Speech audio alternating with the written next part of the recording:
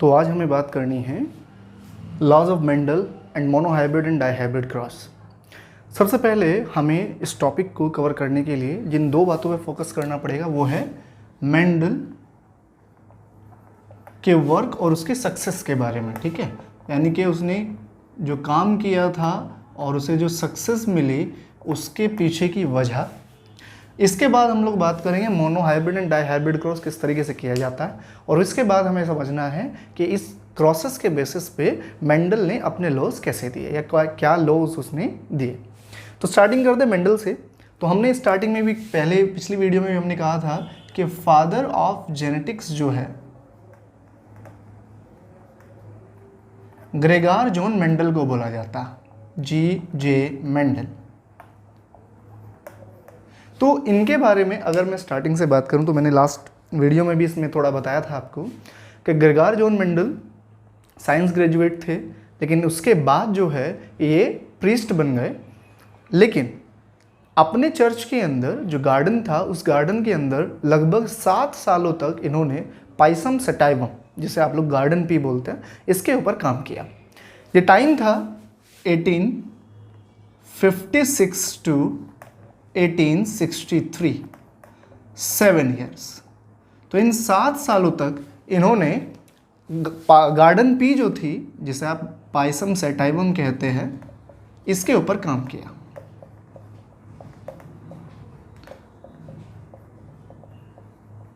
एक बात मैं आपको यहाँ बताते चलूँ कि पाइसम सटाइवम गार्डन पी का साइंटिफिक नेम है, और साइंटिफिक नेम को लिखने के कुछ नियम है, कुछ रूल्स हैं। जैसे पहला रूल कि जो फर्स्ट वर्ड होता है ये होता है जीनस का, और दूसरा वर्ड जो होता है ये होता है स्पीसीज के लिए। तो जो फर्स्ट जीनस का नाम होता है इसका फर्स्ट लेटर जो है वो हमेशा कैपिटल ड्रॉ किया जाता है, और स्पीसीज का जो फर्स्ट लेटर है वो हमेशा स्मॉल ड्रॉ किया जाता है। इसके बाद इनके नीचे हमें अंडरलाइन करना होता है, या तो आप इन्हें इटालियन में लिखिए जो कि पॉसिबल नहीं है, अदरवाइज आप क्या करें इन्हें अंडरलाइन करके रखें। तो साइंटिफिक नेम लिखने का भी अपना एक तरीका होता है, अदरवाइज इनके ऊपर नंबर जो है वो एग्जाम में कट सकते हैं। तो पाइसम सटाइवम पे 1856 से 1863 तक 7 सालों तक मेंडल ने काम किया। अब मेन चीज़ क्या थी कि मेंडल ने जो काम किया वो किया क्या। तो इन्होंने इन 7 सालों में गार्डन पी की अलग अलग वेराइटीज़ को डिस्कवर किया, और ऐसा करने के दौरान इन्होंने 7 डिफरेंट कैरेक्टर्स जो थे, ठीक है, उन्हें गार्डन पी के अंदर सेलेक्ट किया। अब ये 7 कैरेक्टर कौन कौन से थे मैं उसकी पूरी लिस्ट आपको बताता हूँ। ठीक है,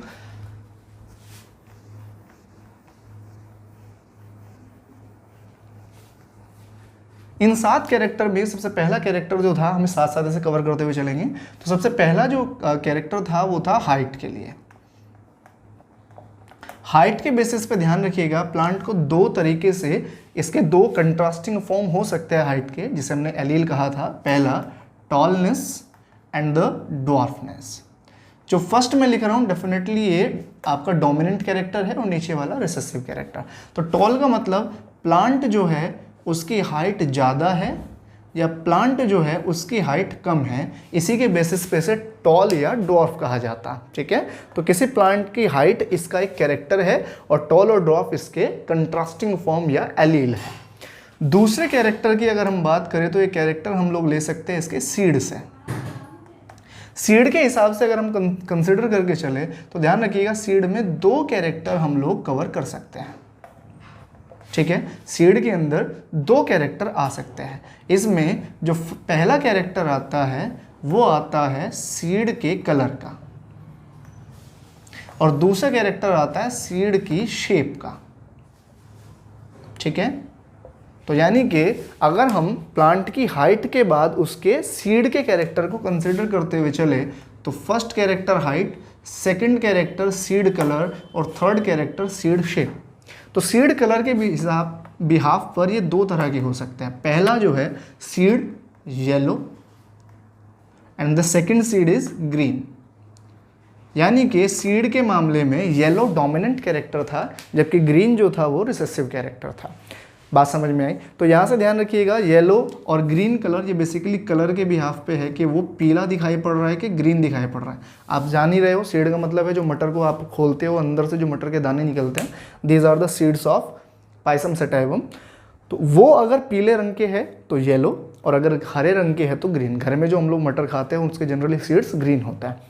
इसके अलावा जब पाइसम सटाइवम की बात करते हैं तो वहाँ येलो कलर डोमिनेंट होता है। इसके बाद सीड शेप की बात करते हैं तो शेप के आधार पर ये दो तरह के हैं। पहला होता है राउंड और दूसरा होता है रिंकल्ड। राउंड का मतलब है कि अगर आपका सीड कंप्लीटली गोल है तो वो राउंड है, लेकिन अगर कई बार आपने देखा होगा कुछ सीड दबे हुए रह जाते हैं तो इन्हें हम लोग क्या बोलते हैं, रिंकल्ड। ठीक है, तो round seed and wrinkled seed. मैं साथ साथ इनके एलील्स के नाम भी मेंशन करते हुए चल रहा हूँ ताकि आपको याद करने में आसानी रहे। तो यहाँ राउंड डोमिनेंट कैरेक्टर है तो इसके पहले लेटर को हम लोग कंसिडर करेंगे, और डोमिनेंट के लिए कैपिटल और रिसेसिव के लिए स्मॉल। यहाँ येलो डोमिनेंट था तो इसके कैपिटल के लिए y और इसके रिसेसिव फॉर्म के लिए स्मॉल y का यूज़ करेंगे। यहाँ इसके लिए हम लोग क्या करेंगे, कैपिटल T, और इसके लिए इसी की स्मॉल फॉर्म स्मॉल t। इसके बाद आता है कैरेक्टर नंबर 4 पे, ये आता है पोड से। अगर पोड से बात की जाए तो पोड से दो कैरेक्टर हमें देखने को मिलता है, सेम वही pod colour and pod shape. तो पोड कलर और पोड शेप के हिसाब से अगर हम लोग कैरी करके चले तो पोड कलर हमारा 4th कैरेक्टर हुआ। पोड यानी कि जब वो मटर की पूरी फली आप देखते हो जिसके छीलने के बाद मटर के दाने मिलते हैं उसे आप बोलते हो पोड। ठीक है, फली बेसिकली। तो इसका कलर कैसा है, तो सामने से अगर ग्रीन है तो एक ग्रीन कलर की पोड बेसिकली डोमिनेंट कैरेक्टर है, और येलो कलर की पोड जो है वो रिसेसिव कैरेक्टर है। तो जो फली हम लोग देखते हैं बेसिकली वो फली बेस जो आपके पास होती है जिसके अंदर से वो सीड आपको दिखते हैं, तो अगर वो आपकी ग्रीन कलर की है तो कैपिटल G ये आपके पास आ गया, और अगर वो येलो कलर की है तो स्मॉल g ये हमारे पास आ गया। क्लियर है। देन आती है पोड शेप। तो पोड शेप में दो चीज़ें हमारे पास है। पहला आता है आपका इन्फ्लेटेड और दूसरा आता है कॉन्स्ट्रिक्टेड। अब ये इन्फ्लेटेड और कॉन्स्ट्रिक्टेड का मतलब क्या है, कई बार आपने देखा होगा जब मटर आप छीलते हो तो जो जिस मटर की फली के अंदर, पोड के अंदर मटर जो है वो राउंड फॉर्म में है, वो पूरी फूली हुई होती है। लेकिन कई बार मटर की पोड जो है वो कुछ इस तरह की भी होती है कि छीलते हैं तो अंदर से पतले पतले से दाने निकलते हैं और वो पूरी फली चिपकी हुई सी रहती है। तो इसी को हम लोग बोल रहे हैं कॉन्स्ट्रिक्टेड। तो अगर फली आपको पूरी फूली हुई मिल रही है तो ये हमारा इन्फ्लेटेड, और अगर वो बिल्कुल आपको चिपकी हुई सी मिल रही है, ठीक है, बिल्कुल पतली सी मिल रही है, तो वो हमारा क्या कहलाता है, कॉन्स्ट्रिक्टेड। ध्यान रखिएगा, इसके लिए हम लोग क्या लेंगे, आई और स्मॉल आई। ठीक है, कॉन्स्ट्रिक्ट, इन्फ्लेटेड और कॉन्स्ट्रिक्टेड। देन इसके बाद हमारे पास आता है फ्लोवर, और फ्लोवर में भी दो कैरेक्टर हमारे पास आता है। तो कैरेक्टर नंबर 5 ये आ गया। 6 की अगर हम लोग बात करें तो फ्लोवर कलर और फ्लोवर पोजीशन। ठीक है, तो flower colour 6th character and 7th character is flower position. तो कलर के बिहाफ पर ध्यान रखिएगा, पाइसम सटाइवम के ऊपर दो तरह के फ्लावर जो है वो मिलते थे, एक violet coloured flower and the white coloured flower. Violet coloured flower जो होते थे, यानी कि जो आपका फ्लावर है उसका कलर वायलेट है, तो इसे हम लोग क्या कंसिडर करेंगे, वी, और वाइट को इसी की स्मॉल फॉर्म यानी कि स्मॉल वी से कंसिडर किया जाएगा। जबकि पोजीशन हमारे पास फ्लावर की दो तरह की आती थी, एक एक्सियल और दूसरा टर्मिनल।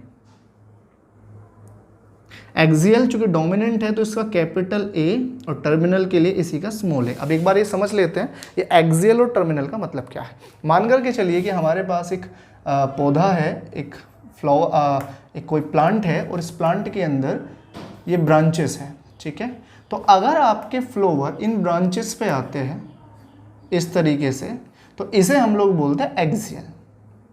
ध्यान रखिएगा, प्लांट की ग्रोथ हमेशा टिप से होती है।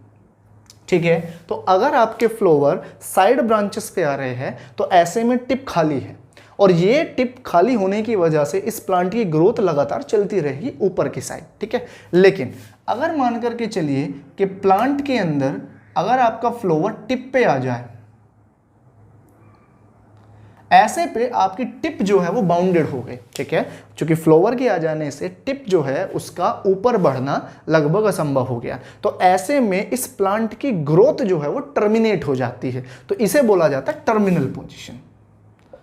बात समझ में आई? तो अगर प्लांट की ग्रोथ के एंड पॉइंट पे आपका फ्लावर मिल जाता है, सबसे अप पोजीशन पे, आपका टॉप पोजीशन पे फ्लावर मिलता है, तो उसे हम लोग क्या बोलेंगे? टर्मिनल। तो टॉप पोजीशन टर्मिनल और side by side position axial. तो एक्सियल वाला डोमिनेट करता है और टर्मिनल वाला आपका रिसेसिव होता है। तो इस तरीके से अगर देखा जाए तो मेंडल ने सबसे पहले उन 7 सालों के अंदर जो काम किया उसमें इन 7 कैरेक्टर्स को आइडेंटिफाई किया और ये देखा कि प्लांट के अंदर इन 7 कैरेक्टर्स के बिहाफ पर डिफरेंसेस मिले।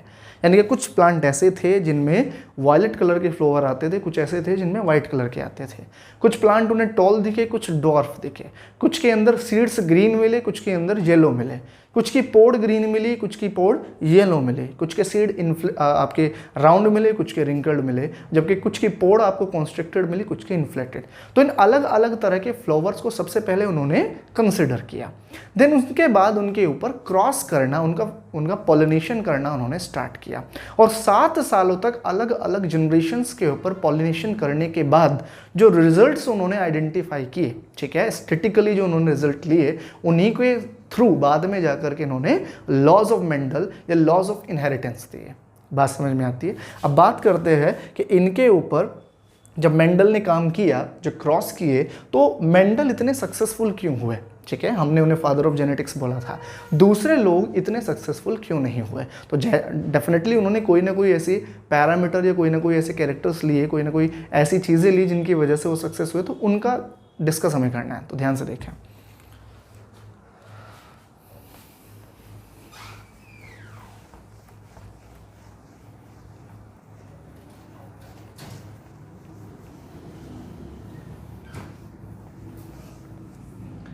तो सबसे पहले बात करते हैं मेंडल की सक्सेस के बारे में। तो ध्यान रखिएगा, यहाँ से उनके क्रॉस के बारे में भी कुछ चीज़ें आइडेंटिफाई हो जाएगी।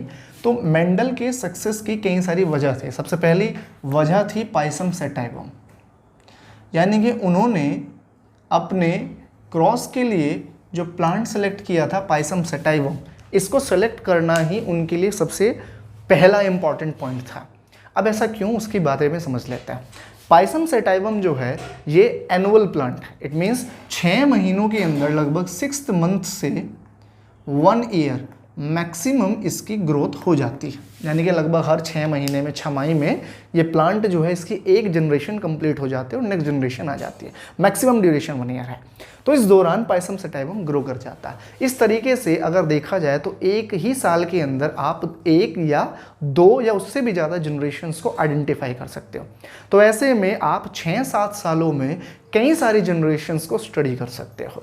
अगर मान करके चलिए कि वो पाइसम सेटाइवम की जगह कोई ऐसा प्लांट सेलेक्ट कर लेते हैं जिनकी ग्रोथ 2 साल, 3 साल या 5 साल में होती है, तो ऐसे में एक प्लांट के बाद उसकी अगली जनरेशन को देखने के लिए आपको कम से कम 5 साल, 3 साल या 10 साल का इंतजार करना पड़ता।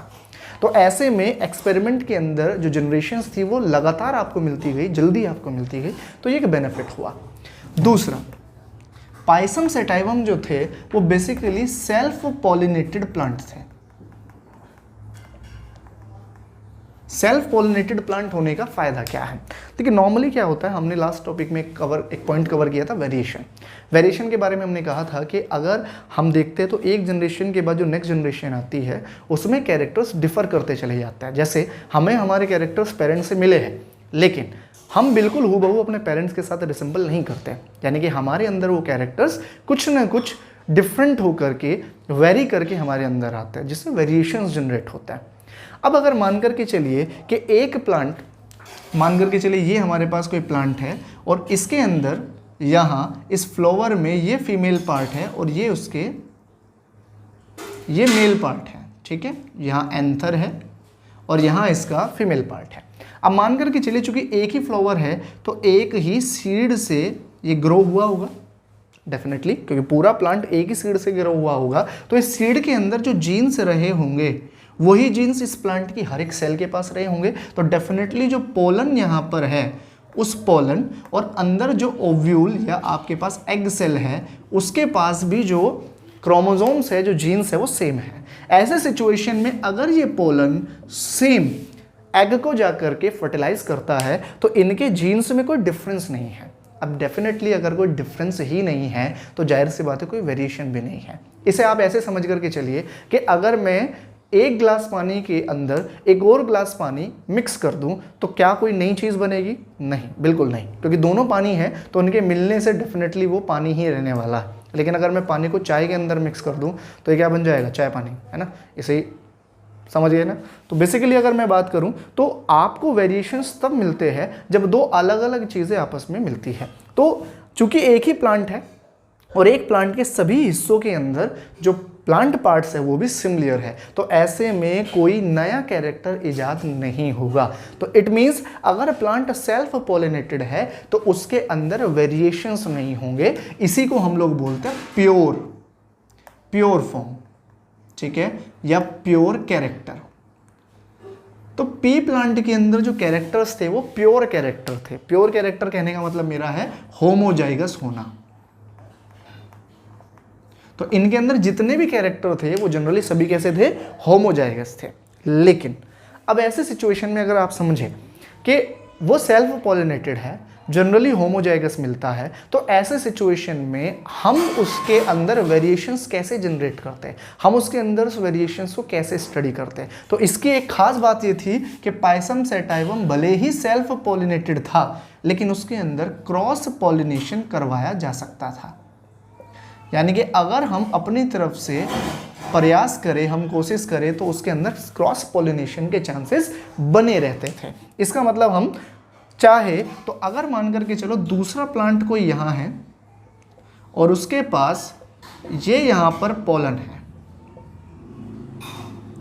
अब आप समझो, चूंकि ये प्लांट किसी दूसरे सीड से मिलके बना है तो इसके पास जो पोलन है उसके जीन्स और इसके जीन्स अलग अलग होंगे। अगर इसके पास जीन्स 1 वाले हैं तो इसके पास जीन्स 2 वाले होंगे।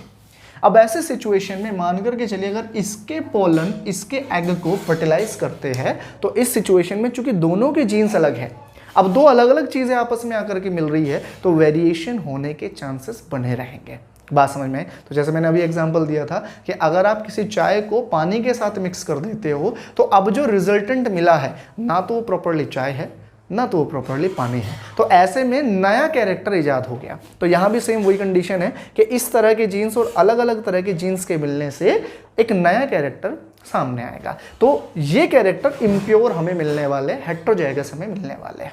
तो मेंडल ने अलग अलग प्लांट के अंदर क्रॉस पॉलिनेशन कराया, मतलब एक टॉल वाले का क्रॉस डॉर्फ वाले के साथ करा के देखा कि भाई देखते हैं क्या कंडीशन आती है, या एक राउंड सीड वाले पायसम सैटाइवम का क्रॉस रिंकल्ड सीड वाले के साथ करा के देखते हैं, या एक एक्सियल वाले का क्रॉस टर्मिनल वाले के साथ करा के देखते हैं। यानी कि उन्होंने जो अलग अलग 7 तरह के कैरेक्टर्स कंसिडर किए, उन 7 कैरेक्टर्स में अलग अलग प्लांट्स को एक दूसरे के साथ क्रॉस कराया, उनकी जनरेशन को आगे डेवलप किया एंड देन उनमें फिर क्रॉस कराया। ऐसे कई जनरेशन्स तक क्रॉस कराने के बाद फाइनली जो रिजल्ट हमें मिले, उन्हीं रिजल्ट के बदौलत हमें लॉज ऑफ मेंडल जो है वो मिल पाए। बात समझ में आती है? इट मीन्स ये सारा का सारा जो डिपेंड करता है वो इसके सेल्फ पॉलिनेटेड होने और क्रॉस पॉलिनेशन के चांस की वजह से हो पाया। अब यहीं पे एक क्वेश्चन और कैरी कर लेते हैं कि क्रॉस पॉलिनेशन करने के लिए बेसिकली हमें क्या क्या चीज़ें चाहिए। तो एक टॉपिक, एक वर्ड इसमें आता है इमेस्कुलेशन, तो वो भी समझ लेते हैं।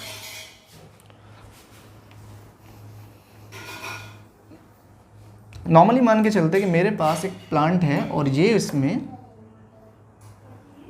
यहाँ पर इसके पास एग सेल है, ये इसका ओवरी, ये इसकी स्टाइल और ये इसका स्टिग्मा, ठीक है। और यहाँ से मान करके चलिए कि इसके अंदर ये एंथर है जिनके पास पॉलन्स हैं, ठीक है। अब बहुत ध्यान से समझिए, मान लीजिए ये मेरे पास एक प्लांट है, ठीक है। मैं इसमें अलग अलग इसके पेटल और सेपल कंसिडर कर ले रहा हूँ। अब ये प्लांट मेरे पास है, ये यहाँ पोलन है, ये यहाँ एग सेल है। एक और प्लांट हम लोग यहाँ कंसिडर कर लेते हैं,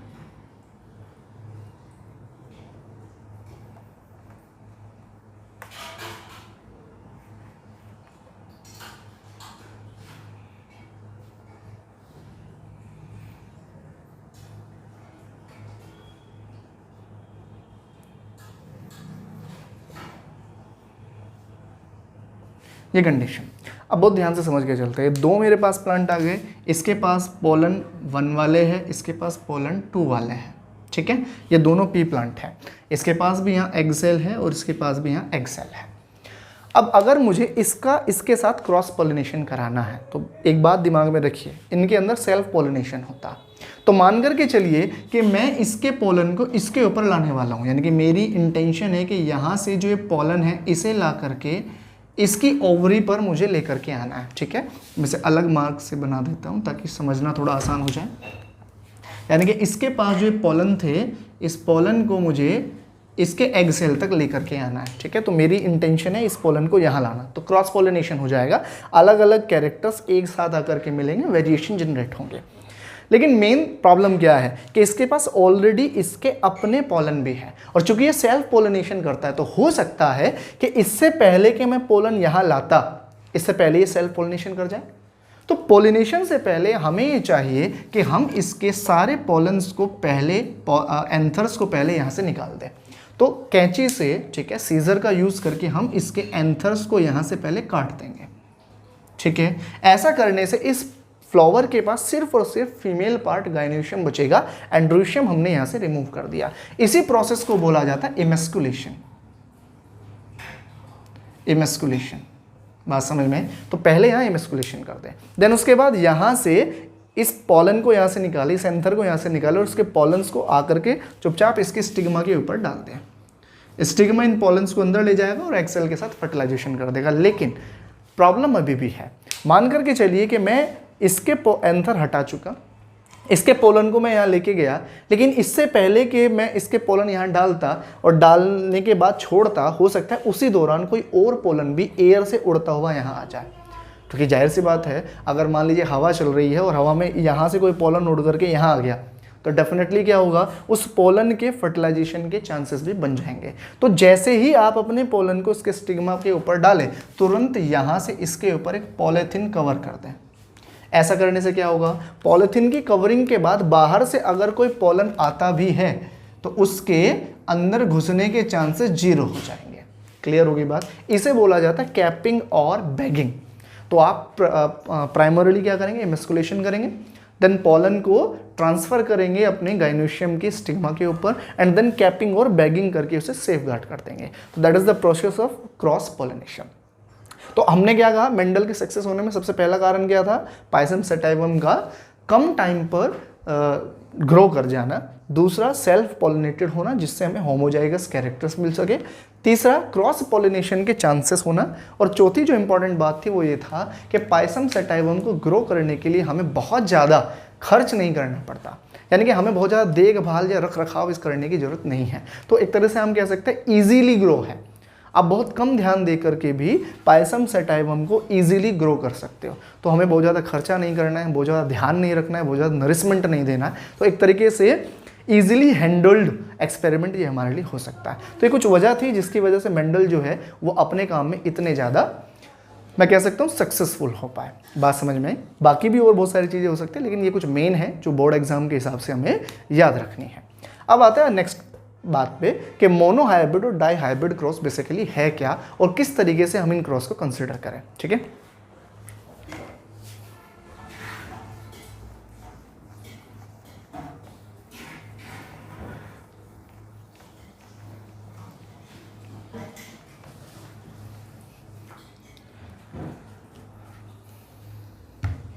तो सबसे पहले हम बात करते हैं मोनो हाइब्रिड क्रॉस की।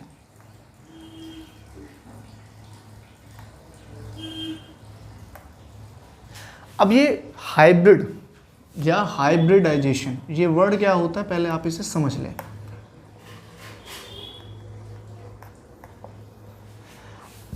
बेसिकली अगर मैं वर्ड की बात करूं हाइब्रिडाइजेशन, तो हाइब्रिडाइजेशन का जनरल मीनिंग होता है मिक्सिंग, यानी कि दो चीज़ों को मिक्स करके कुछ न्यू फॉर्म करना।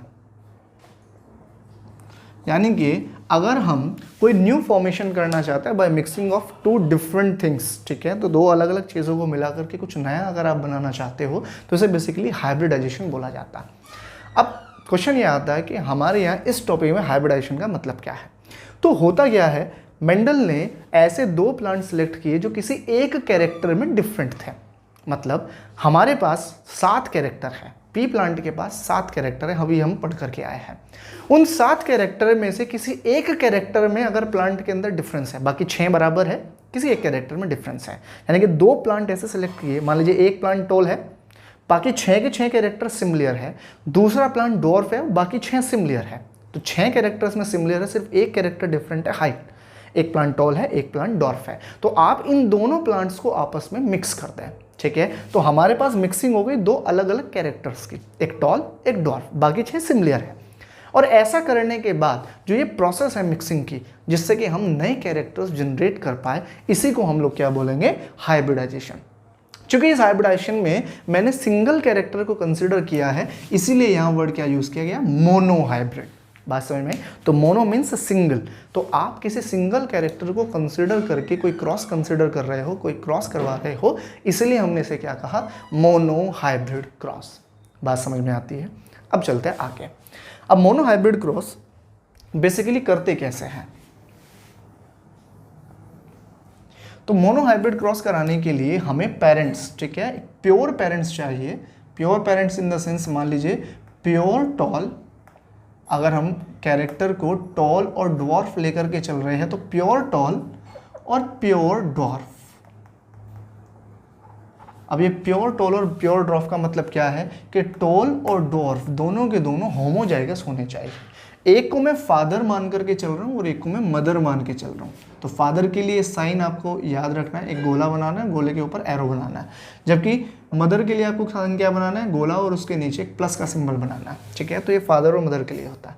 देन फिर मैं यहाँ एक क्रॉस इस तरह से बनाऊंगा, इसका मतलब है कि हमें इनके बीच में क्रॉस कराना है। यहाँ आप एक डैश इस तरह से बनाओ और यहाँ लिख के पी जनरेशन। पी जनरेशन का मतलब होता है पेरेंटल जनरेशन, यानी कि ये जो हमारे पास है टॉल और डॉर्फ, ये बेसिकली क्या है, पेरेंट्स हैं, तो इसलिए हमने क्या रखा, पेरेंटल जनरेशन। तो अब हमें करना क्या है, सबसे पहले हम यहाँ एक क्रॉस पॉलिनेशन कराएंगे। तो क्रॉस पॉलिनेशन में क्या होगा, चूंकि प्योर टॉल है, प्योर का मतलब क्या है, होमोजाइगस, तो डोमिनेंट होने की वजह से हमने इसे क्या लिया, कैपिटल टी, और इसे क्या लिया, स्मॉल टी, क्योंकि रिसेसिव है तो कैपिटल वाले की स्मॉल फॉर्म रहनी है। अब हमने पढ़ा था, चूंकि हमारे पास plant generally dihybrid condition में है, तो आपको एलील्स डुअल फॉर्म में लेकर के चलने हैं, तो डबल कैपिटल टी और डबल स्मॉल टी। अब ये हमारे पास है। अब ध्यान रखिएगा, क्रॉस करने के लिए सबसे पहले गैमेटोजेनेसिस होती है। गैमेटोजेनेसिस का मतलब होता है कि आपके पास जो पर्टिकुलर सेल है, ठीक है, उसके अंदर क्रोमोसोम से डिवाइड होकर के हैप्लॉइड सेल्स बनाते हैं, जिन्हें हम गैमेट्स बोलते हैं, और इस प्रोसेस को क्या बोला जाता है, गैमेटोजेनेसिस। तो गैमेटोजेनेसिस में ये अपने 2 गैमेट्स बनाएंगे। क्लास 11th में अगर आपको ध्यान है, मियोसिस डिवीजन आप लोगों ने पढ़ा होगा। उस मियोसिस में हम पढ़ते हैं कि किसी सेल के अंदर उसके जो 2 सेट ऑफ क्रोमोसोम है वो आधे आधे हो जाते हैं, सेल हैप्लॉइड हो जाती है, और इसे हम लोग गैमेटोजेनेसिस बोलते हैं। तो गैमेटोजेनेसिस से इसके कैरेक्टर आधे आधे हो जाएंगे। आधे आधे का मतलब एक टी एक गैमेट के अंदर और दूसरा टी दूसरा गैमेट के अंदर। इसी तरीके से इसका एक टी एक गैमेट के अंदर और दूसरा स्मॉल टी दूसरे गैमेट के अंदर। तो यहाँ हम डॉट करके लिख देंगे गैमेट्स, ठीक है, यानी कि ये पता चल गया कि ये पेरेंट्स थे, ये इनके गैमेट्स थे। अब बारी आती है क्रॉस करने की। ध्यान रखिएगा, क्रॉस करने के लिए हमारे पास 2 मेथड है, एक है पुनेट स्क्वायर और एक है हमारे पास लाइन क्रॉस। तो पहले मैं जिक्र कर रहा हूँ पुनेट स्क्वायर का। पुनेट स्क्वायर में बेसिकली हमें क्या करना है, हमें एक स्क्वायर बनाना है और स्क्वायर के अंदर ऊपर की तरफ मेल गैमेट्स और नीचे की तरफ फीमेल गैमेट लेना है। तो मेल गैमेट मेरे पास क्या है, कैपिटल टी, तो यहाँ हमने ले लिया कैपिटल टी, और फीमेल गैमेट्स को हमने यहाँ साइड में लिया स्मॉल टी। अब आप क्या करोगे, इन ब्रैकेट को पूरा करने के लिए एक एलील ऊपर से एक साइड से, तो ऊपर से क्या आया, कैपिटल टी, साइड से क्या आया, स्मॉल टी। ऊपर से क्या आया, कैपिटल टी, और नीचे से आया स्मॉल टी, साइड से स्मॉल टी। इसी तरीके से यहाँ भी आपके चारों गैमेट्स पूरे हो जाएंगे। तो फाइनली अगर हम लोग देख करके चले तो हमारे पास क्या आ गया, 4 जो जनरेशन है, यानी कि आपके पास ये जो जनरेशन आई, इस जनरेशन में 4 तरह के प्लांट बने और चारों के चारों कैसे थे, हेट्रोजाइगस। ये सिचुएशन। तो पुनेट स्क्वायर में बेसिकली अगर पुनेट स्क्वायर से आप करना चाहते हो, जो कि बहुत इजी मेथड है, तो इसमें आप क्या करोगे, एक स्क्वायर बनाना है और इस स्क्वायर में ऊपर की तरफ मेल गैमेट्स और side by side female gametes को लिखे और आपस में उन्हें मिला दें। दूसरा जो मेथड है वो है लाइन मेथड। तो उसके लिए भी एक बार ध्यान से समझ लेते हैं कैसे करना है। लाइन मेथड के लिए हमें बेसिकली बड़ा इजीली हमें क्या करना है, आप चारों गैमेट्स के नीचे 4 डॉट बना लें। ठीक है, ये मैं इजी एक तरीका बता रहा हूँ जिससे आप जल्दी से इसे भूलें नहीं। ये मैंने यहाँ 4 डॉट्स बना लिए। अब इन चारों डॉट्स पे हमें क्या याद रखना है, वो ध्यान से समझ करके चलेंगे। हमें स्मॉल टी को इन दोनों इस कैपिटल टी को इन दोनों स्मॉल टी के साथ क्रॉस कराना है। ठीक है, क्या करना है, इसके दोनों के दोनों एलील्स को इसके दोनों एलील से क्रॉस कराना है। तो हमें क्या करना पड़ेगा, इसे मैं नाम दे रहा हूँ फर्स्ट, सेकंड, इसे मैं नाम दे रहा हूँ ए बी। तो हमें पहले फर्स्ट को लेना है और ए से भी क्रॉस कराना है और बी से भी क्रॉस कराना है। तो आप जब पहला क्रॉस कराएंगे फर्स्ट का ए के साथ तो पहले पॉइंट पे कराएंगे। तो ए को फर्स्ट डॉट पे लाओ और फर्स्ट को भी फर्स्ट डॉट पे ले आओ। तो यहाँ मेरे पास क्या था, कैपिटल टी, यहाँ क्या था, स्मॉल टी। तो ये मिल गया कैपिटल टी स्मॉल टी। अब इसके बाद इसी फर्स्ट को बी से भी क्रॉस कराना है, तो सेकंड क्रॉस है तो सेकंड पॉइंट पे लेके आओ। तो इसे हम लोग ऐसे लेकर के आ गए। तो यहाँ क्या मिला, कैपिटल टी और स्मॉल टी। तो दूसरा जो हमारे पास टाइप आ गया वो कैपिटल टी स्मॉल टी। इसके बाद फिर आगे आता है, अब हमें करवाना है क्रॉस सेकंड वाले का, ए के साथ भी बी के साथ भी। तो सेकंड वाले को जब ए के साथ क्रॉस करोगे तो चूंकि ये थर्ड लाइन है तो थर्ड पॉइंट पे लेके आना है। तो सेकंड को भी यहाँ ले आओ, ए को भी यहाँ ले आओ। क्या मिला, कैपिटल टी स्मॉल टी। और फिर इसके बाद फोर्थ क्रॉस बी के साथ होगा तो फोर्थ पॉइंट पे ले आओ और ये भी क्या आ गया, कैपिटल टी स्मॉल टी। चूंकि ये हमारे पास पहली जनरेशन है, यानी क्रॉस पॉलिनेशन करने के बाद ये जनरेशन हमारे पास आ गई। तो चूंकि ये पहली जनरेशन है तो इसे हम लोग बोलते हैं F1 जनरेशन। अब F1, F का मतलब होता है फिलियल। फिलियल का मतलब बेसिकली होता है संतान से। ठीक है, यानी कि आपकी संतान जो है उन्हें बेसिकली फिलियल बोला जाता है। तो पहली संतान जो आई है, यानी कि पहली पीढ़ी जो आई है, उसे हमने क्या कहा, F1 जनरेशन। क्लियर ही। तो ये पेरेंट्स थे, ये इनकी फर्स्ट डॉटर सेल्स थी। अब एक चीज़ आप यहाँ से समझ लीजिए, हमें ऐसा लगता है कि यहाँ 4 पौधे डेवलप हुए हैं। ध्यान से समझिए, ये 4 प्लांट्स नहीं है, ये 4 टाइप है। ठीक है, हो सकता है यहाँ 100 प्लांट बने हो, 200 बने हो, 1000 बने हो। हम सिर्फ उन्हें रेशियो में लेके चल रहे हैं, हम उन्हें सिर्फ टाइप में कंसिडर करके चल रहे हैं। तो 4 टाइप हमारे पास बने। लेकिन अब ध्यान से समझते हैं, हमने लास्ट वीडियो में 2 चीज़ें पढ़ी थी, फिनोटाइप एंड जीनोटाइप। जो सामने से दिखता है वो फिनोटाइप और जो उसके जीन्स है वो जीनोटाइप। अगर ध्यान से देखा जाए तो इन चारों में एक चीज़ कॉमन है, वो क्या, चारों के चारों हेट्रोजाइगस है। इट मीन्स इनके जीनोटाइप में ये चारों के चारों हेट्रोजाइगस है। ठीक है, अब आती है बात इनके फिनोटाइप के, इनके दिखेंगे कैसे। तो हमें पता है कैपिटल टी डोमिनेंट होता है, स्मॉल टी क्या होता है, डॉर्फ होता है। तो कैपिटल वाला स्मॉल वाले को सप्रेस कर देगा, तो फाइनली कैरेक्टर क्या होगा, टॉल। तो चारों के चारों कैसे आ गए हमारे पास, हेट्रोजाइगस टॉल आ गए। क्लियर हो गई बात। तो ध्यान से समझिए, इस पहली जनरेशन के अंदर जो 4 एलील्स हमें मिले वो चारों के चारों हेट्रोजाइगस थे और टॉल थे। क्लियर हुई। तो यहाँ रेशियो का कोई मतलब नहीं आता। तो पहले मेंडल ने क्या किया, क्रॉस पॉलिनेशन किया और क्रॉस पॉलिनेशन के बाद उन सारे सीड्स को डेवलप किया। डेवलप करने के बाद जो प्लांट्स उसे मिले वो सारे के सारे टॉल मिले। अब इसे देख करके उसे थोड़ा अलग लगा। उसने कहा कि भाई हमने जो प्लांट लिए थे उसमें टॉल भी था, डॉर्फ भी था, लेकिन पहली जनरेशन जो आई उस जनरेशन के अंदर से डॉर्फ तो खत्म ही हो गए, क्योंकि सारे प्लांट कैसे मिल रहे हैं, टॉल। तो डॉर्फ वाली जनरेशन तो खत्म ही हो गई। तो फिर ये देखने के लिए कि वो डॉर्फ गया कहाँ, उसने कहा कि एक काम करते हैं, इस प्लांट का सेल्फ पॉलिनेशन करते हैं। यानी कि पहले क्रॉस पॉलिनेशन कराया और क्रॉस पॉलिनेशन के बाद उसमें से किसी एक प्लांट को पिक किया या सभी प्लांट्स के ऊपर क्या कर दिया, सेल्फ पॉलिनेशन, यानी कि उन्हें सेल्फ पॉलिनेशन करने के लिए फ्री हैंड दे दिया। अब ऐसे सिचुएशन में जब ये प्लांट सेल्फ पॉलिनेशन करेगा तो हमें दोबारा से फिर क्रॉस करना पड़ेगा। सेल्फ पॉलिनेशन का मतलब क्या है, उसी प्लांट का पोलन उसी प्लांट की एग सेल को जाकर के फर्टिलाइज करेगा। इट मीन्स फादर भी सेम प्लांट का और मदर साइड भी सेम प्लांट की। तो इट मीन्स इस बार फादर साइड में भी कैपिटल टी स्मॉल टी होगा और मदर वाली साइड में भी कैपिटल टी स्मॉल टी होने वाला है। बात समझ में? अब मुझे इनके बीच में फिर से क्रॉस कराना है। तो क्रॉस कराने के बाद ये मेरे पास F1 जनरेशन थी, सेल्फ पोलिनेशन में करा रहा हूँ, तो इसके भी गैमीट बांटने पड़ेंगे। इसके दो गैमीट अलग होंगे, एक कैपिटल टी एक स्मॉल टी। इसके भी दो गैमीट अलग होंगे, एक कैपिटल टी और एक स्मॉल टी। बात समझ में आई? तो दोनों के दो दो गैमीट मैंने अलग कर लिए, कैपिटल टी स्मॉल टी। ध्यान रखिएगा इस बार दोनों गैमीट्स सिमिलर नहीं है, दोनों गैमीट्स अलग अलग है। एक टॉलनेस चाहता है, एक ड्वार्फनेस चाहता है।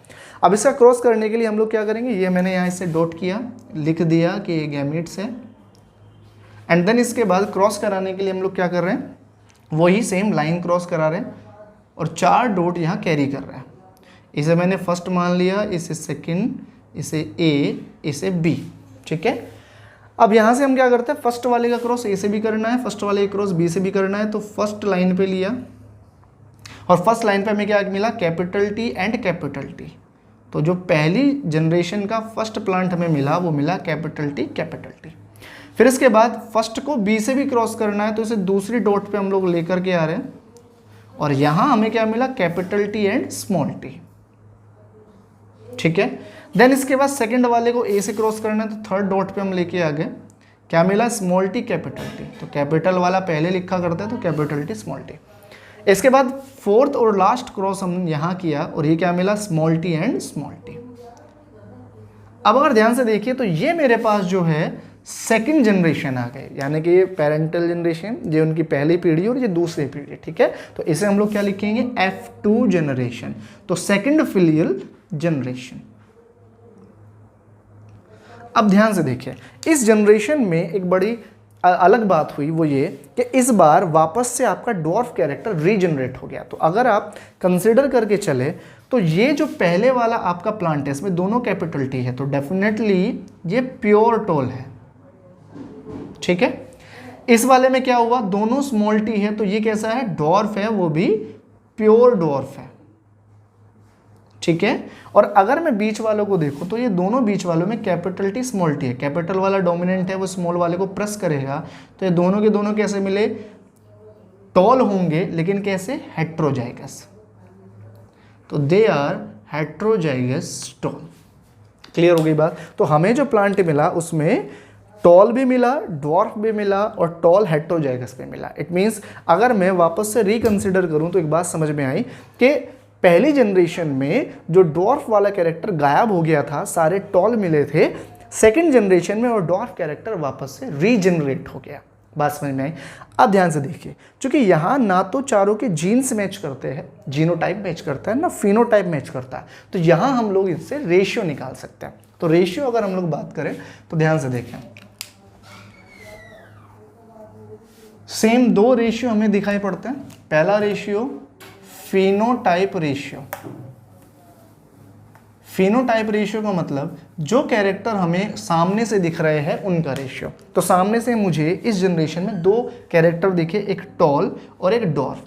अगर देखा जाए तो ये टॉल है और ये दोनों भी टॉल ही है, क्योंकि मैंने कहा था वो होमोजाइगस है या हेट्रोजाइगस है, वो सामने से देख के पता नहीं चलेगा, उसके लिए हमें जेनेटिक कॉम्बिनेशन देखना पड़ेगा। तो सामने से दोनों कैसे दिखाई पड़ रहे हैं, डोमिनेंट दिखाई पड़ रहा है, दोनों के दोनों, तीनों के तीनों टॉल दिखाई पड़ रहा है, जबकि ये अकेला कैसा है, ड्वार्फ। तो यहाँ से रेशियो क्या मिल जाएगा, 3:1, यानी कि 3 टॉल है और एक कैसा है, ड्वार्फ। ठीक है, क्लियर हो गई बात? अब आते हैं दूसरे रेशियो पे। दूसरा रेशियो है जीनोटाइप रेशियो। तो जीनोटाइप रेशियो का मतलब होता है कि जेनेटिक कॉम्बिनेशन क्या है। अगर उसके हिसाब से देखें तो पहले वाला जो आपके पास जो आपका पहले वाला है ये प्योर है, होमोजाइगस है, लेकिन प्योर डोमिनेंट है। ये प्योर रिसेसिव है, जबकि ये हेट्रोजाइगस है। क्लियर होगी बात? तो इसका मतलब इसके जैसा प्योर डोमिनेंट चारों में से कोई नहीं है, तो ये अपने जैसा अकेला है, प्योर डोमिनेंट, प्योर डोमिनेंट। ठीक है, इसके बाद ये जो दो है, ये दोनों के दोनों टॉल तो है, लेकिन कैसे है, हेट्रोजाइगस।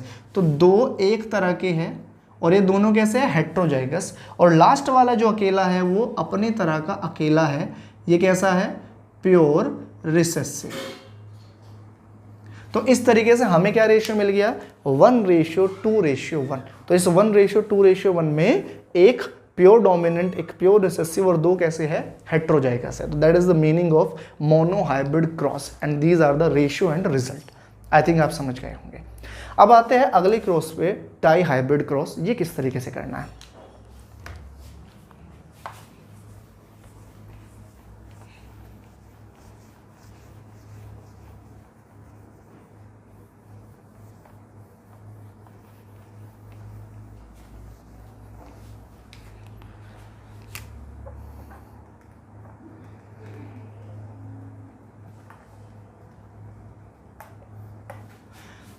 अब सेम पिछले वाले की कंडीशन में हम लेके चलते हैं। जैसे हमने कहा था कि मोनो हाइब्रिड का मतलब अगर आप ऐसे प्लांट्स को कैरी कर रहे हो जिनके एक कैरेक्टर में डिफरेंस है। अब यहाँ क्या वर्ड आ गया, डाई, यानी कि आप इस बार इस तरह से हाइब्रिड क्रॉस कर रहे हो कि वहाँ दो कैरेक्टर में डिफरेंसेस हो। यानी कि आप किन्हीं दो ऐसे प्लांट को कंसिडर करें जिनके 7 कैरेक्टर में से 5 सिमिलर है लेकिन दो कैरेक्टर डिफरेंट है। जैसे एनसीईआरटी में इन्होंने क्रॉस दिया हुआ है round wrinkled with yellow green, यानी कि एक ऐसा प्लांट उन्होंने सेलेक्ट किया जिनका सीड राउंड है और येलो है, और दूसरा ऐसा लिया जिसका सीड रिंकल्ड है और ग्रीन है। बाकी पांचों कैरेक्टर सेम है, यानी कि वो दोनों के दोनों टोल है, उन दोनों के ऊपर पर्पल या वाइट कलर का फ्लावर आ रहा है, उन दोनों की पोजीशन एक्सियल या टर्मिनल है, तो बाकी सारे सिमिलर है, सिर्फ दो में डिफरेंस है। तो उन्हीं को कंसिडर करके चलते हैं। तो मान करके चलिए पहले मेरे पास एक प्लांट आ गया राउंड एंड येलो, और इसका क्रॉस कराना है रिंकल्ड एंड ग्रीन के साथ। तो ये हमारे पास फीमेल कैरेक्टर और ये हमारे पास मेल पेरेंट जो है वो आ गया। तो सेम कंडीशन आप यहाँ लिख दोगे, पेरेंटल जनरेशन, पी जनरेशन। इसके बाद हमें पता है कि आप क्या करोगे, ये मत कंसिडर करना कि हमारे पास दो अलग अलग कैरेक्टर है तो इसके लिए हम लोग एक इसका एलील लेंगे एक इसका, नहीं।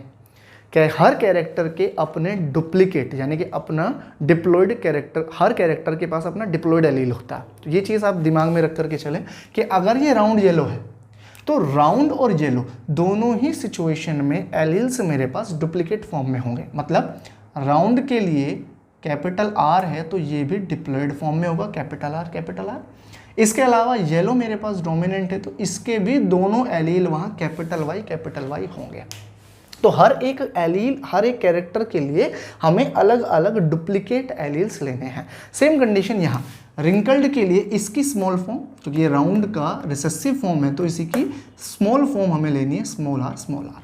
इसी तरीके से यहाँ येलो है तो इस ग्रीन इसका रिसेसिव फॉर्म है तो इसकी स्मॉल फॉर्म वाई हमें कंसिडर करनी है। अब बारी आती है गैमीट फॉर्मेशन की, यानी कि इसके गैमीट्स कैसे बनाएंगे। तो हमें पता था गैमीट्स फॉर्मेशन में क्या होता है, हर कैरेक्टर का आधा आधा सेट, यानी कि दो में से एक एक सेट चला जाता है। भाई डिप्लॉयड से एप्लॉयड बनेगा मतलब क्या है कि दो सेट में से एक सेट बचेगा। तो इसका मतलब मुझे इस आर के एक सेट को इधर भेजना है जबकि दूसरे सेट को दूसरे गैमीट में ट्रांसफर करना है। इसी तरीके से कैपिटल वाई में पहले सेट को पहले में और दूसरे सेट को दूसरे एलील में ट्रांसफर करना है। बात समझ में आई। तो capital R capital Y same condition इस पे अप्लाई कर सकते हो, एक स्मॉल आर स्मॉल वाई इधर और एक स्मॉल आर स्मॉल वाई इधर। अब यहां से हमें लाइन क्रॉस कंसिडर करना है। अब लाइन क्रॉस कंसिडर करने में सेम वही वाली कंडीशन है कि आप इसे फर्स्ट सेकंड ए बी मानो, 4 डॉट लो और इसके बाद फर्स्ट को फर्स्ट के साथ फिर सेकंड को सेकंड के साथ। तो यहाँ से देखो, जब आप पहले वाले को एक काम करते हैं अलग अलग कंसिडर कर लेते हैं। तो पहले capital R capital Y small y के जा रहा है, तो कैपिटल आर और यहाँ क्या है स्मॉल आर, पूरा कैरेक्टर अलग लिखेंगे। यहाँ क्या है कैपिटल वाई, यहाँ क्या है स्मॉल वाई, तो capital Y small y. Same दूसरा क्रॉस इसके साथ capital R small r, capital Y small y. इसी तरीके से इनके भी क्रॉस जब आप करोगे तो सिमिलर रिजल्ट आपको मिलने वाले हैं। बात समझ में आई। तो अगर देखा जाए तो पिछली बार आपने जो मोनो हाइब्रिड क्रॉस था उसमें भी देखा था कि जो F1 जनरेशन हमें मिली थी उस F1 जनरेशन के अंदर हमें सभी के सभी हेट्रोजाइगस जो है डोमिनेंट मिले थे। तो यहाँ देखो कैपिटल आर स्मॉल आर को दबा देगा, कैपिटल वाई स्मॉल वाई को दबा देगा, तो सारे के सारे प्लांट आपको राउंड एंड येलो ही मिलने वाले हैं, लेकिन सारे के सारे जो है वो कैसे है, हेट्रोजाइगस। बात समझ में आई? तो सारे के सारे प्लांट हेट्रोजाइगस है और सब के सब कैसे है, डोमिनेंट कैरेक्टर वाले, यानी कि राउंड और येलो वाले। अब आप चाहो तो इन सारों को हटा के एक कैरेक्टर दिखा सकते हो एक साथ, ठीक है, पूरे को करके इस तरीके से।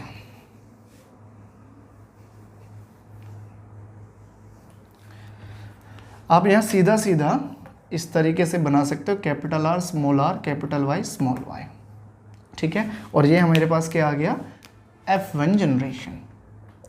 ये मैं ऐसे इसलिए कर रहा हूँ क्योंकि हमें जगह बचानी है, आगे अगला क्रॉस करना है सेल्फ पोलिनेशन वाला। तो इसके ऊपर सेल्फ पोलिनेशन हम लोग करेंगे, तो जगह बचाने के लिए मुझे ये करना था। अब बारी आती है जब सेल्फ पोलिनेशन होगा तो इसके गैमेट्स कैसे बटेंगे, ये बहुत इंपॉर्टेंट है। तो इसे बहुत ध्यान से समझ करके चलना जब हम इसके गैमेट्स बनाएंगे, क्योंकि पिछली बार एक कैरेक्टर था।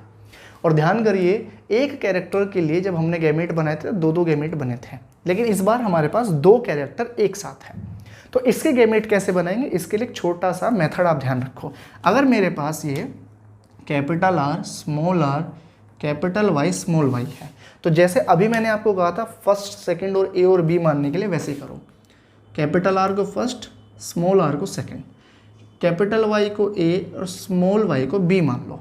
तो फर्स्ट का क्रॉस इसके साथ भी करना है और इसके साथ भी करना है, यानी कि फर्स्ट वाले को ए के साथ भी भेजना है, बी के साथ भी भेजना है, सेकंड वाले को ए के साथ भी भेजना है, बी के साथ भी भेजना है। तो इस सिचुएशन में क्या होगा, अगर कैपिटल आर ए के साथ जाएगा यानी कि वाई के साथ, तो पहला गैमेट मेरे पास बनेगा कैपिटल आर कैपिटल वाई। फिर ये स्मॉल वाई के साथ जाएगा तो कैपिटल आर स्मॉल वाई, फिर स्मॉल आर वाई के साथ जाएगा तो स्मॉल आर कैपिटल वाई, और फिर स्मॉल आर स्मॉल वाई के साथ जाएगा तो स्मॉल आर स्मॉल वाई। तो हमारे पास चार तरह के आपके पास जो है गैमेट्स जो है वो फॉर्म हो जाएंगे। तो ये मेथड आपको प्राइमरीली, ये छोटे से ट्रिक आपको याद रखनी है। तो जैसे लाइन क्रॉस के दौरान मैंने फर्स्ट सेकंड ए बी मान करके आपको लाइन क्रॉस सिखाया था, उसी तरीके से आप ये कंसिडर करके चलो। तो हम इसे कंसिडर कर लेंगे, चार एलील्स हमारे पास फॉर्म हो जाएंगे। अब बढ़ते हैं आगे। चूंकि इस बार हमारे पास एलील 4 है, पिछले बार ध्यान कीजिए एलील 2-2 थे, तो हमारे पास पुनेट स्क्वायर में 4, आपके पास लाइन क्रॉस है पुनेट स्क्वायर में 4-4 ब्लॉक से हमारा काम चल गया था। लेकिन इस बार चूंकि एलील्स 4-4 है, तो इस सिचुएशन में 16 टाइप के जो पैटर्न है वो हमें मिल सकते हैं।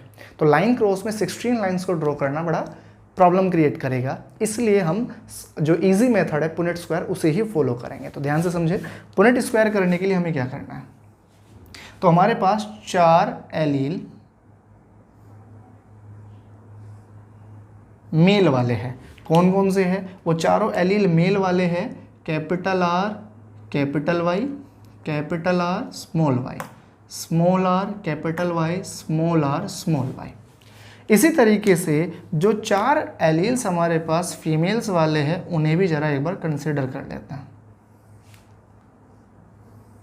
चूंकि सेल्फ पोलिनेशन है तो फीमेल्स में भी सेम एलील होंगे, capital R capital Y capital R small y small r small y small r capital Y and small r small y. अब सेम जैसे पिछली बार पुनेट स्क्वायर हम लोगों ने किया था वैसे ही हमें कंप्लीट करके चलना है, ठीक है। किस तरीके से, ध्यान से समझे। तो यहाँ ऊपर से क्या आ रहा है, एक एक कैरेक्टर को अलग अलग लेके चलेंगे। तो ऊपर कैपिटल आर, यहाँ भी कैपिटल आर, तो कैपिटल आर, ऊपर कैपिटल वाई, नीचे भी कैपिटल वाई, तो कैपिटल वाई कैपिटल वाई। चूंकि दोनों कैसे हैं, डोमिनेंट है, तो डोमिनेंट कैरेक्टर ही हमारा आएगा, यानी कि राउंड एंड येलो, ठीक है। आप जब खुद से प्रैक्टिस करोगे तो साथ साथ नीचे लिख करके चलना है, ठीक है। आगे बढ़ता है इसी तरीके से, यहाँ कैपिटल आर तो कैपिटल आर स्मॉल वाई यहाँ पे है, कैपिटल वाई यहाँ पे है, तो कैपिटल वाला पहले लिखोगे, स्मॉल वाला बाद में। इसी तरीके से आप यहाँ पे capital R small r capital Y, मैं रैंडमली बना करके चल रहा हूँ। तो यहाँ कैपिटल आर है, यहाँ कैपिटल आर है, तो कैपिटल आर स्मॉल वाई, यहाँ स्मॉल आर कैपिटल वाई, यहाँ स्मॉल आर स्मॉल वाई, यहाँ capital R small r capital Y small y. Same ये पैटर्न हमारे पास है, ठीक है। तो अगर टोटल आप देखिए तो 4 4 16 टाइप के पैटर्न हमें मिलने वाले हैं, ठीक है। क्लियर हो गया। तो जब आप इन्हें पूरा करने जाओगे तो ये कंप्लीट हमारे पास मिल जाएगा। बात समझ में आई? तो ये तो था फर्स्ट जनरेशन और सेकंड जनरेशन। अब क्वेश्चन आता है कि हम इनके फिनोटाइप और जीनोटाइप रेशियो को कैसे कंसिडर करेंगे। बात समझ में आई? तो हमें इसके फिनोटाइप और जीनोटाइप रेशियो को देखना है, तो उसे एक बार देख के चलते हैं।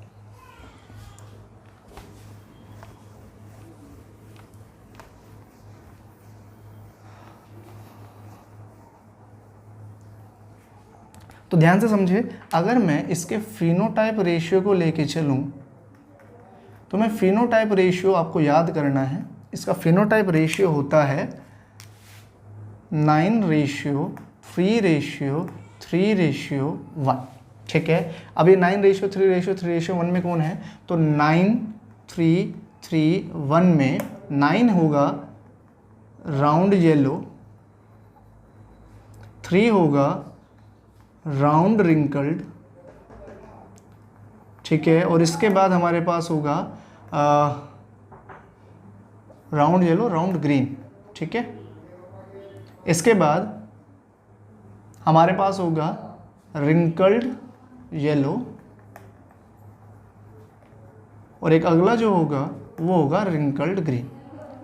अब इसे याद करने का तरीका हम लोग समझ लेते हैं। ठीक है, तो ध्यान करो, हमारे पास वापस कैरेक्टर याद करें। हमारे पास कैरेक्टर था, एक था राउंड येलो और एक था हमारे पास रिंकल्ड ग्रीन।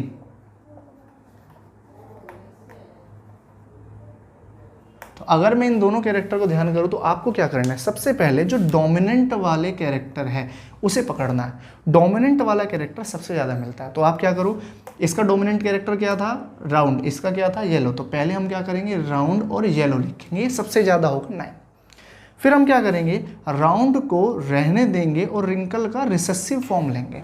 ठीक है, तो राउंड को हमने रहने दिया और येलो का रिसेसिव फॉर्म क्या था? ग्रीन, हमने वो लिख दिया। तो पहले दोनों डोमिनेंट, फिर एक डोमिनेंट एक रिसेसिव। क्लियर हो गया? दोनों डोमिनेंट एक रिसेसिव। अब क्या करेंगे? यहाँ ऊपर दोनों तरफ राउंड आ चुके हैं, तो इसका रिसेसिव नीचे दोनों रिंकल्ड, एंड देन ऊपर वालों को रिपीट करना है, फिर से येलो, फिर से ग्रीन। तो पहले दो हमें क्या लिखने हैं? डोमिनेंट, और फिर दो क्या लिखने हैं? रिसेसिव। और यहाँ से येलो वाला वापस रिपीट, ग्रीन वाला वापस रिपीट। तो ये एक तरीका हो सकता है याद करने का। रेशियो क्या रहेगा? 9:3:3:1। अब आते हैं जीनोटाइप रेशियो पे।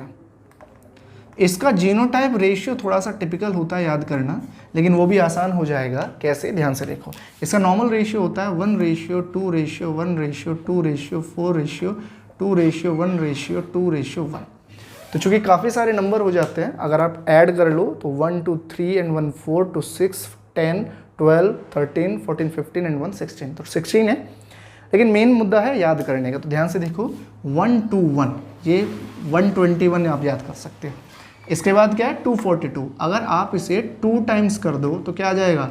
242। तो दैट इज 121 242। और इसका अगर आधा कर दिया जाए तो ये वापस से 121 आ जाता है। तो देखिए 121। तो क्या करना है? 121, उसका दुगना 242 और उसका आधा 121। तो that is the dihybrid cross. I think आप दोनों क्रॉस को कंसिडर कर गए होंगे। अब बारी आती है इसमें लॉज ऑफ मेंडल बताने की। नेक्स्ट वीडियो में लॉज ऑफ मेंडल भी कवर कर लेंगे, और साथ साथ इन दोनों क्रॉस के साथ जो एबनॉर्मल क्रॉसेस हुई है उन्हें भी हम लोग कंसिडर करके चलेंगे। Thank you so much.